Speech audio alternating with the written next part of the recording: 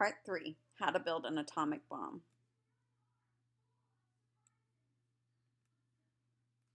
Chapter 16, The Gatekeeper. One afternoon in late March 1943, Dorothy McKibben, a 45-year-old single mother, was crossing the street in Santa Fe, New Mexico. Halfway across, she ran into Joe Stevenson, a local businessman she knew casually. There were no cars coming, so they talked in the street. "How would you like a job as a secretary?" asked Stevenson, who'd heard McKibben was looking for work. "Secretary to what?" she wanted to know. He smiled. "Secretary," he said. She knew what he was doing. She knew he was doing something for the government, something to do with the war. "Well, what would I do?" she asked. You would be a secretary, he said. "Don't you know what a secretary does?" "Not always." "Well, think it over. I'll give you 24 hours.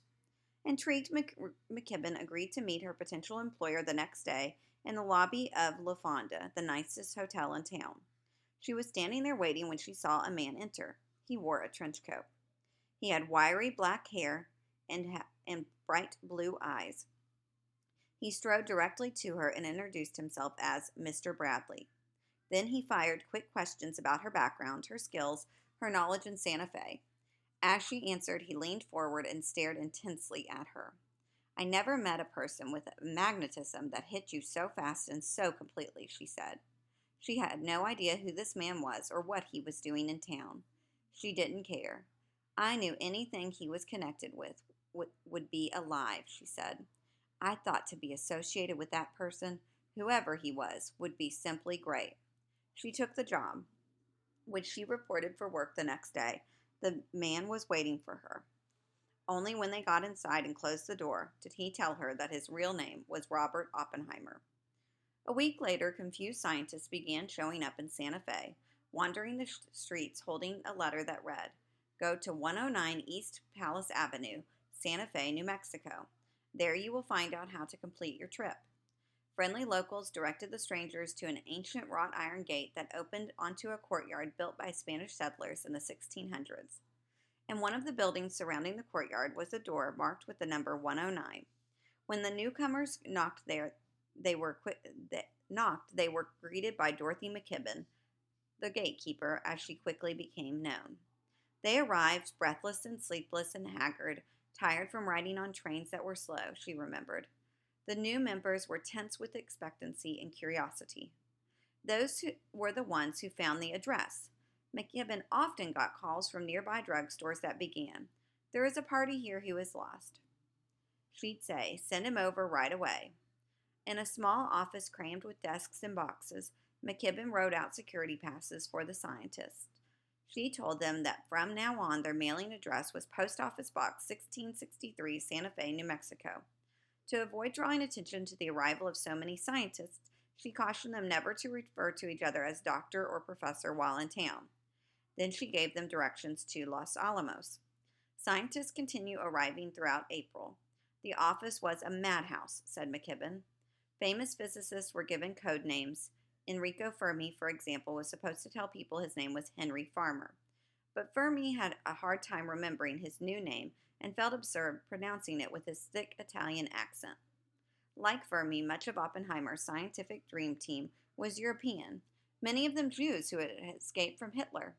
This gave America a huge advantage in its race with Germany, but it also presented a security problem. The people of Santa Fe, a city of just 20,000, began to wonder why so many men with European accents were suddenly walking the streets. And there were other clues that something was going on. Long lines of army trucks were seen driving up the narrow road to Los Alamos. They always went up the hill loaded. They always came back empty. Some amazing rumors began to circulate through Santa Fe, remembered Leslie Groves. Some guessed that Los Alamos housed a secret military project. They were making submarines, according to one rumor, death rays, according to another. Others claimed Los Alamos was a home for pregnant military personnel, or possibly a nudist colony. The crazier the rumors got, the more they worried Groves and Oppenheimer.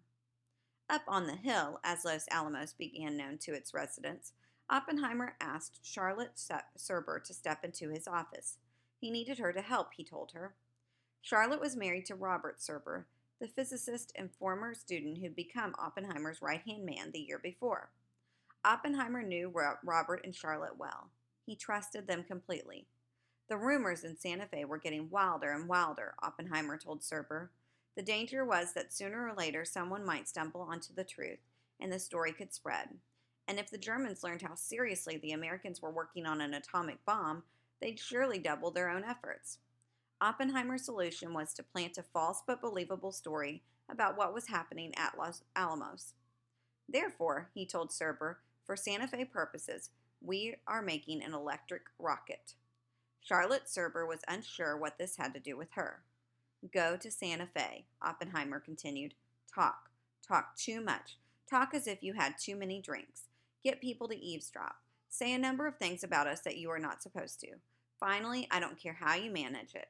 Say we are building an electric rocket.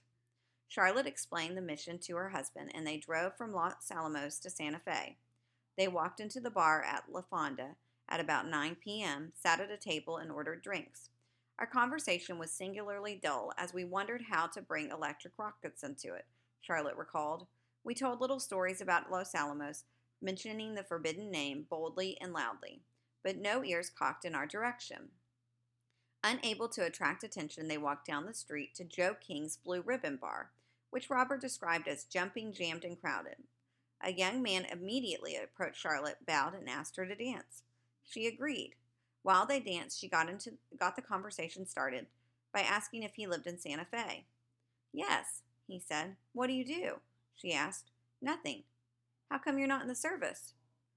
4F, he said, a military classification for those physically unfit for service.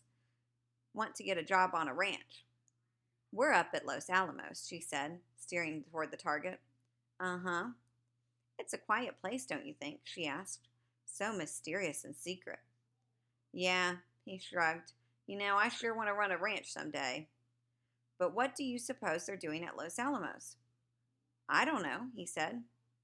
You come to town often? You sure dance fine. We come to town as often as we can, but they don't like to let us out much. What's your guess about what cooks up there? Beats me, don't care. May I have another dance later? Robert Server watched it all from a booth near the dance floor. Seeing that things were going badly for his wife, he walked up to the tightly packed bar, turned toward the man next to him, grabbed the lapels of his jacket, and shouted, Do you know what we're doing at Los Alamos? We're building an electric rocket. The man grunted and sipped his drink. Driving back to Los Alamos that night, the Cerbers knew their mission had failed. The FBI and Army intelligence never reported picking up any rumors about electric rockets, Robert said. The spy business isn't as easy as it appears in the movies. And so the rumors in Santa Fe kept flying.